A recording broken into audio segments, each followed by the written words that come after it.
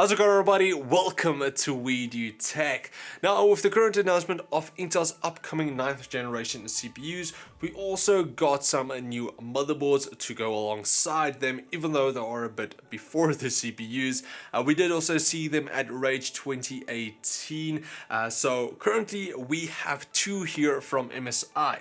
Back here we have the MEG Z390 ACE, which is one of the more high-end boards. Just below the top of the range, got like a board, which is a crazy beast. But we also have the MPG Z390 Gaming Pro Carbon AC, which is more of a mid-range gaming board. Now this board is going for around $229 on Newegg or 4,299 Rand on RebelTech here in South Africa.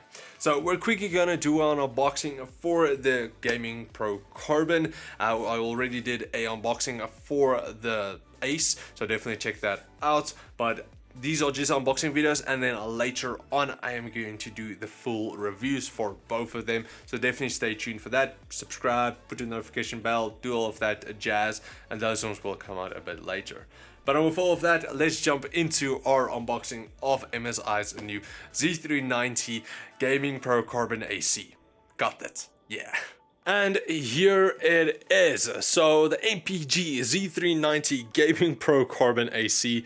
Again, that's quite a mouthful. Now this is more of a mid-range board again. So we can quickly take a look inside, see what we get. So we have the board here, which we're just gonna put out on the side for now and see what else we get. So we have a small MSI badge.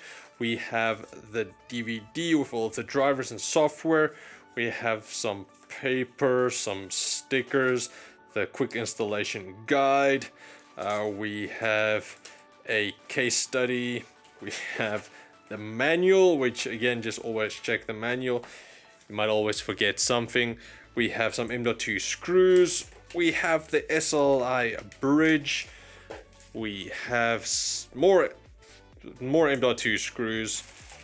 Then we also have our Wi-Fi antennas. So again, this is the AC model. You do get the non-AC model, but with the AC model you do get Wi-Fi. So that is quite nice, where you get this large antenna that you can just pop onto your case. So we have that. We have some two SATA cables. That's that. We have some RGB cables. We have more RGB cables, extension cables, and some more RGB cables. So of course we need RGB. It's 2018. Come on. And here we have the board. So we do get more of a simplistic black and silver style board with some carbon fiber here at the top and then here at the bottom. We do also get some RGB on the cover here, and then also I believe here on the side. It's not too much, but it's just enough really. Now as for our memory modules, we do get our 4 standard dual channel memory that does support up to 4,000 MHz DDR4 memory. It does also have this chrome-like steel reinforcement that will help prevent any bend on the board when you install your memory, so that's nice. We do also get our 3 PCI Express 3.0 16x slots, which does support a 2-way SLI and a 3-way crossfire. The 2 top ones does also have MSI's steel armor, so that will also help prevent any flex on the board when installing your GPUs. Now you also get your 3 PCI Express 3.0 1-time slots, so if you want to add any additional add-on cards, you can add that. And for storage, we have 2 M.2 slots, with the second one being just below this thermal heat card with the chipset. So you do get 2 of those. For SATA, you do get 6 SATA 3 ports, so that is plenty of storage for all of your SSD and hard drive needs. Now you do also get plenty of fan headers, and then also your RGB headers, 1 up there, 2 down here.